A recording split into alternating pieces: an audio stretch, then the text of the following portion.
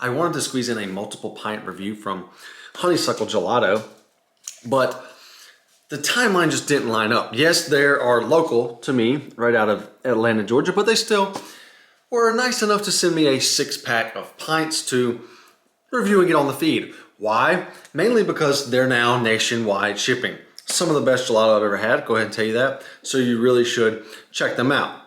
Tonight though, we're just digging into one, and that's German chocolate cake, which is a chocolate gelato with toasted coconut caramel, chocolate cake crumbles, and toasted pecans.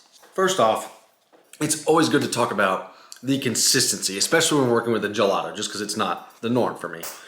And, excuse Scoops, he's knocking off jingle bells in the background.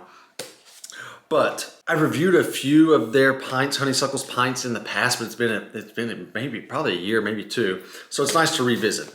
And it's got that same milky, creamy feel as ice cream does, but it obviously doesn't have any milk or cream. And for gelato, it's pretty darn good.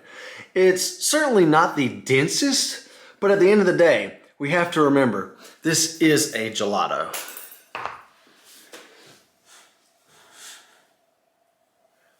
Hey, would you stop it? Mr. Jingle Bells, good Lord. Brace yourselves for this. Fabulous chocolate flavor. Seriously, I'm amazed. It's probably the best chocolate I've had all year, maybe ever. But that's a huge debate for another day. What makes it so special is how rich it is, but it's also very sweet. I think many people would have trouble finishing this in one sitting. More of a dark chocolate, but without that bitterness, so still pretty sweet. I don't think it's a stretch to say this is like a darker fudge brownie type flavor. You should know by now that a very flavorful base can cause some issues though, mainly overpowering mix-ins. And that happens to a certain extent with the toasted coconut caramel and the cake pieces.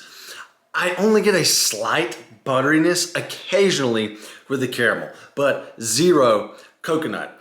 And it wasn't that present or that thick. It mainly just blended in with the base. The cake chunks are basically like chunks of blackout cake. They blend into and build on the chocolate base even more. Maybe a tad more bitter, if anything. They're chopped into cubes, except for this large chunk.